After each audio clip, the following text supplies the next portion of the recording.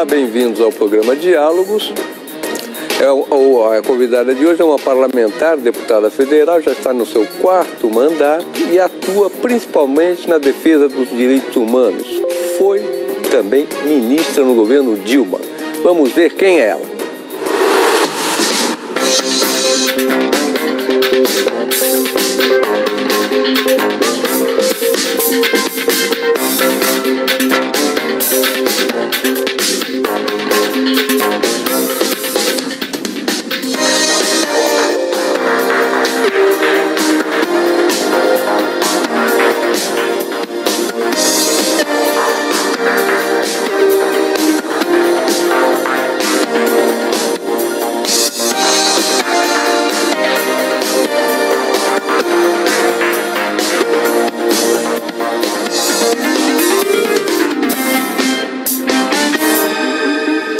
A deputada Maria do Rosário, que é gaúcha, veio de Brasília para dar essa entrevista. Muito obrigado pela presença, deputada. O fato é inescapável. O processo contra o Bolsonaro, a senhora depôs ontem, disse um depoimento ao Supremo, secreto, diz que ele é o líder do ódio. O que é esse processo contra o deputado Jair Bolsonaro? Mário, já tendo conquistado uma vitória no STJ por danos morais, por 4-0, com parecer da ministra Nancy Andrighi, que é uma peça belíssima, inclusive, em defesa das mulheres, agora existem 2 processos por crime no Supremo Tribunal Federal.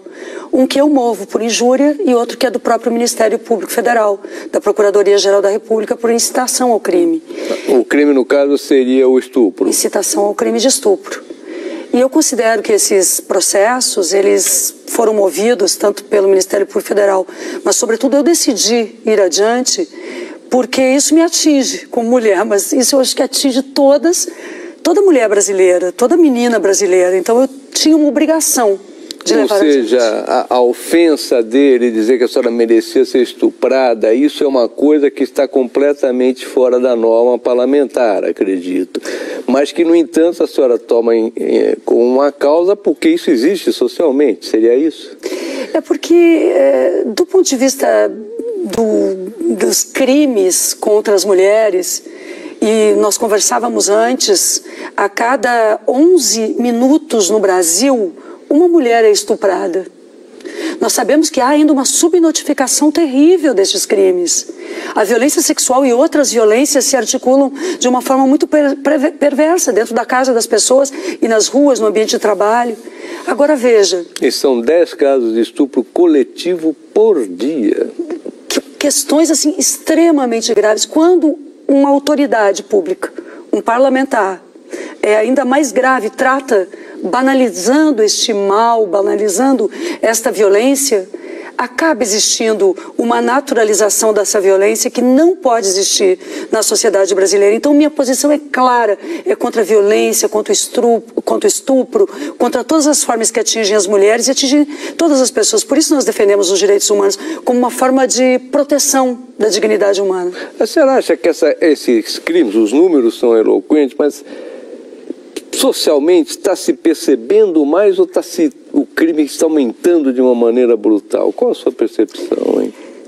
Na minha percepção, o crime aumenta.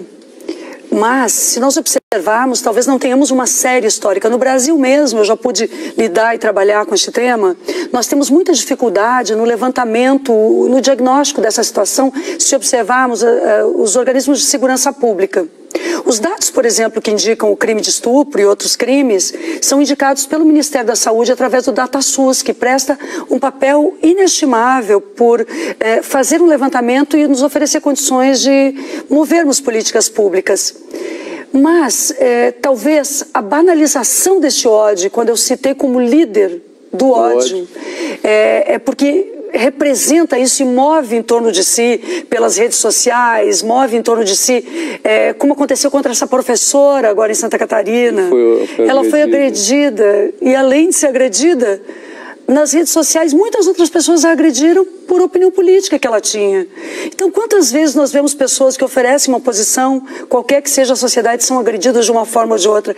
Isto é inaceitável, porque a democracia não pode conviver com o clima de ódio que está sendo promovido por alguns no país. Agora, esse clima de ódio também não é um pouco, eu não entendo, é produto ou é também...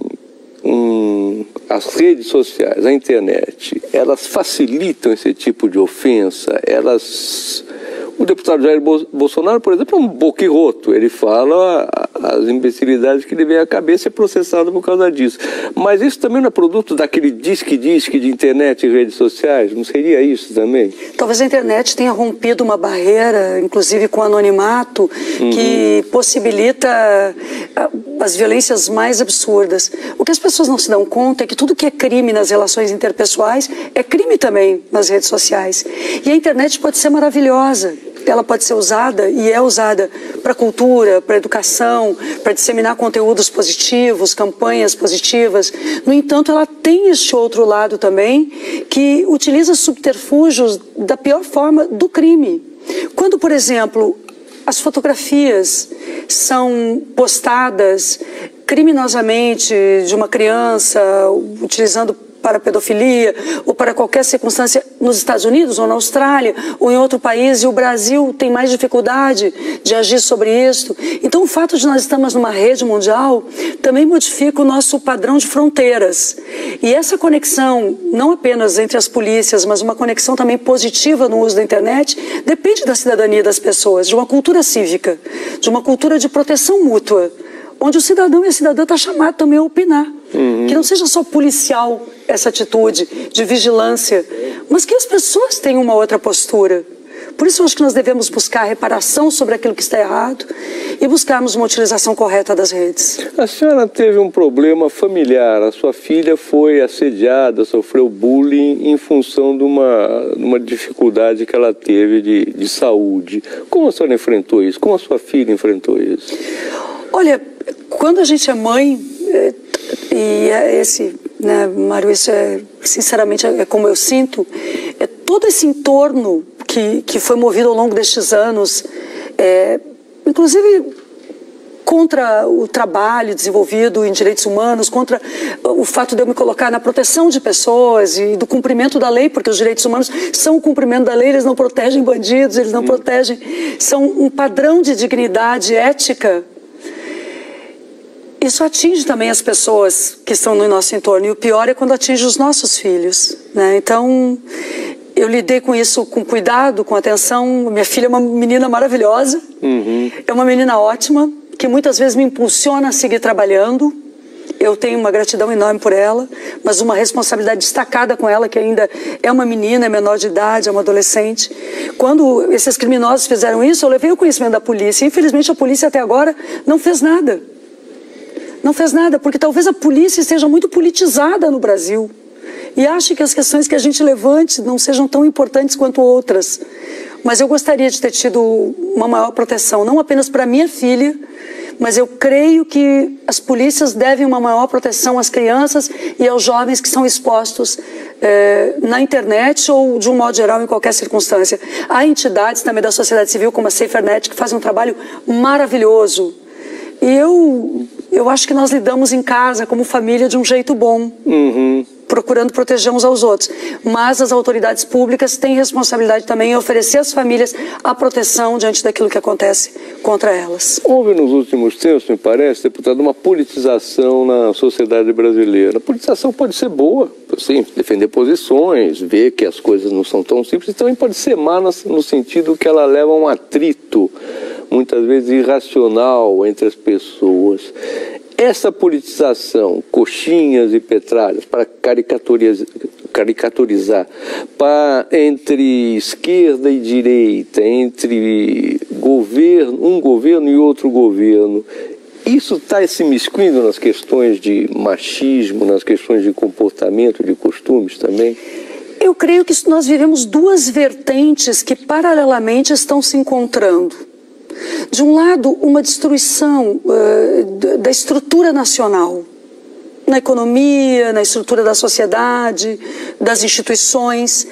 Há uma crítica razoável, firme e contundente contra o parlamento.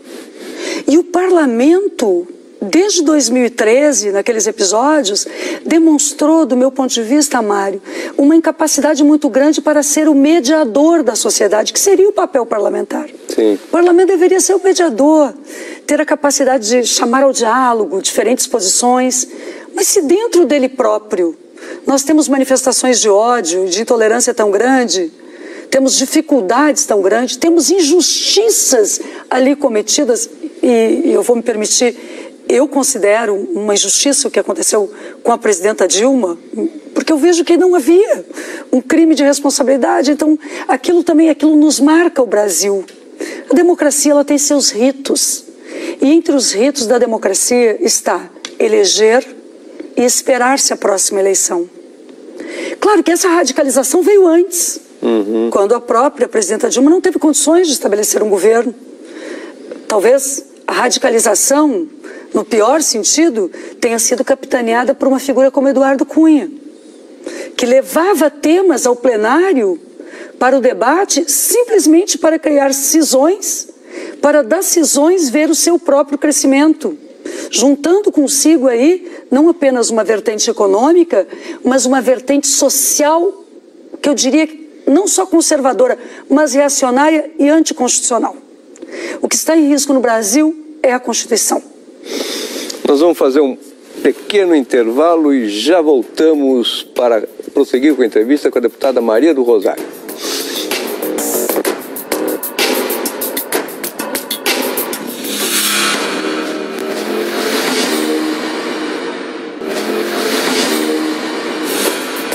Voltamos com a deputada Maria do Rosário, gaúcha do PT e que foi ministra dos Direitos Humanos no governo Dilma. A senhora estava falando que está ocorrendo uma crise brasileira, enfim, que está havendo uma desagregação econômica, política e social. E ética. E ética. Agora eu pergunto, como sair dessa, deputada? A senhora tem uma fórmula mágica? Como é que a gente começa a sair? Fórmula mágica eu não tenho, mas eu vejo que o modelo em curso é o pior possível. Inclusive, num momento, hoje, ontem, nesses dias, o lançamento de um plano de desestatização de mais de 50 empresas ativos. Vejo com preocupação esse modelo também.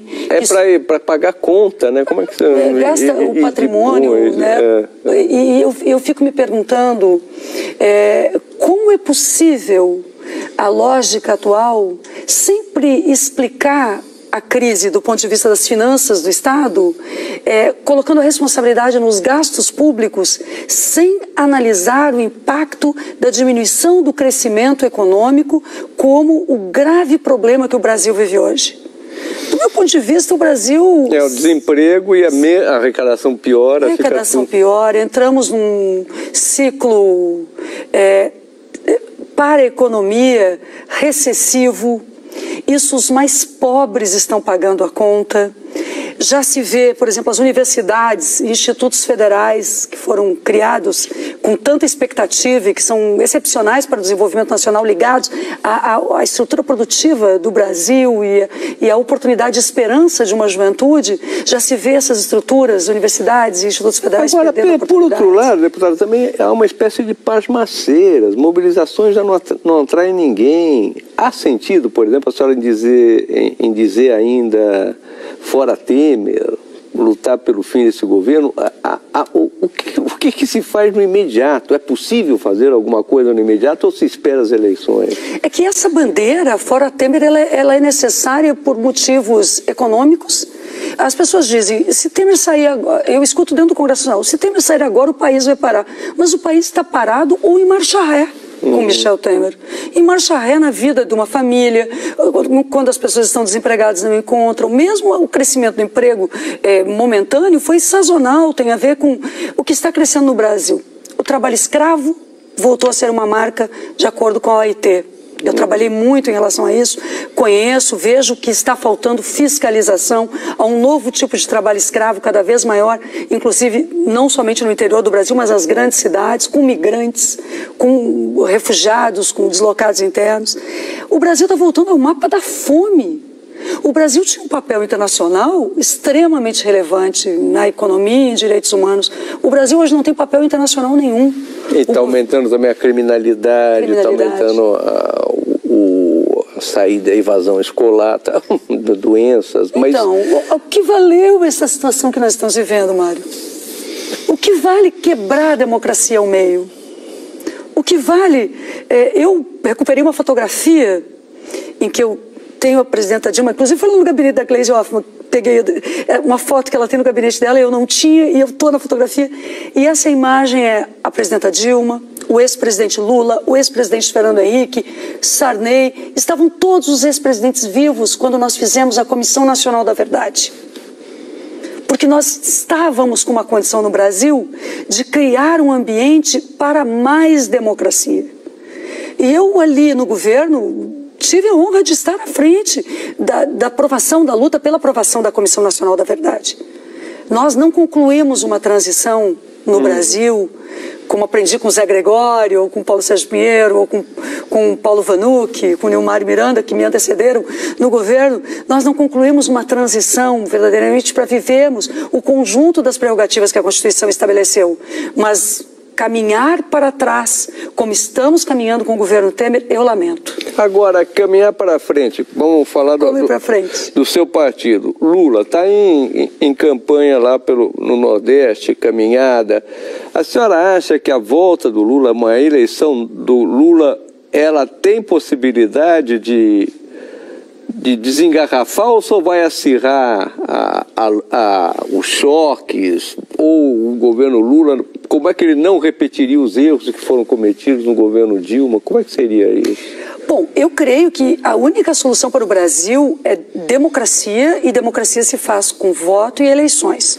Nós temos que resolver essa situação que foi criada pelo Congresso Nacional e por todo esse ataque à política. A política não merece ser atacada.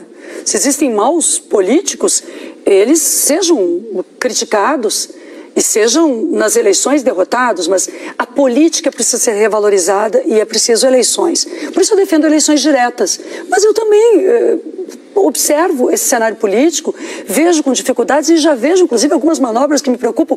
As eleições de 2018 podem ser adiadas? Eu espero, sinceramente, que não. Isso seria terrível para a nação brasileira. Vejo com preocupação esse distritão, né? A supremacia das personalidades. Nós não vamos ter partidos, mas democracia sem partidos não existe em nenhum lugar do mundo. Então, me preocupa com isso. Creio que nós temos que ter eleição e Lula. Lula tem o direito de ser candidato. Lula é querido por grande parte da população. As acusações que existiram contra ele até agora, não demonstraram qualquer fundamento maior.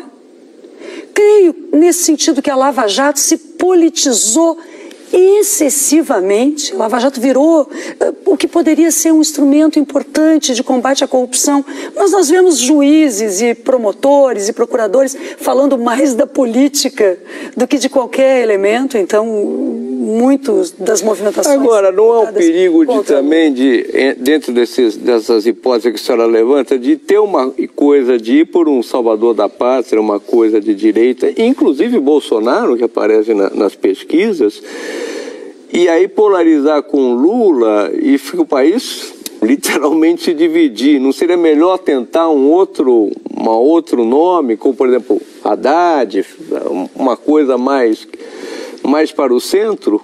Olha, Haddad é um nome maravilhoso, Jacques Wagner também o é, Tarso Genro, existem figuras muito significativas, Gleisi, para citarmos as mulheres também, mas eu diria que nós trabalhamos aí, se tu me perguntas partidariamente, ainda que nós tenhamos uma reflexão muito mais ampla sobre a unidade da esquerda, unidade de setores que nós representamos, ou mesmo com o povo brasileiro, nós pensamos em Lula como nosso candidato porque ele tem essa capacidade de unir o Brasil.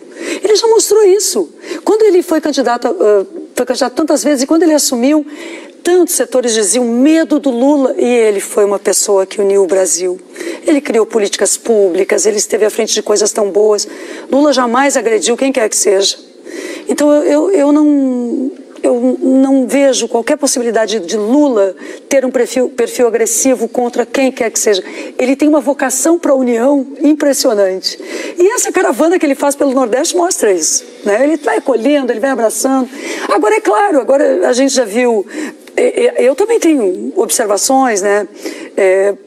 Tu nem me perguntasse, mas eu vou dizer, eu vi Renan agora perto de Lula. Nem me perguntasse, mas eu já vou me perguntar. Não sei se eu posso. Fale, mas por favor. Pensando assim, o Renan já está no palanque de Lula. De novo, tá lá. Renan já está, Lula está bem na pesquisa, Renan já está no palanque de Lula. Não, mas não. Eu creio que nós vamos ter que fazer, porque o próprio Lula disse isso para nós todos, que nós temos que fazer um governo, se ele vier a ser eleito, eu creio que ele tem essa possibilidade, focado e mais com tudo de bom que já aconteceu, mas para retomar o desenvolvimento, para retomar o crescimento, mas também mais alinhado ao povo brasileiro e menos a essa elite política gasta. Uma elite política gasta que o povo não quer mais ver. Teria que haver uma depuração. Eu creio. Haddad foi um excelente ministro da Educação. Nossa, eu não sou paulistana, não tenho como aqui, mas eu sei que ele foi um excelente prefeito também. Muitas vezes a eleição não elege. Agora, na prática, significaria o quê? A senhora falou do Renan. Seria um governo do PT com quem? Não com o PMDB? Com o brasileiro? Com o PMDB, não. Não? E com o PSDB? Também não, eu creio que não. Com quem? Mas olha, tem setores que dá para conversar? Tem setores. Com o presidente Fernando Henrique daria para conversar?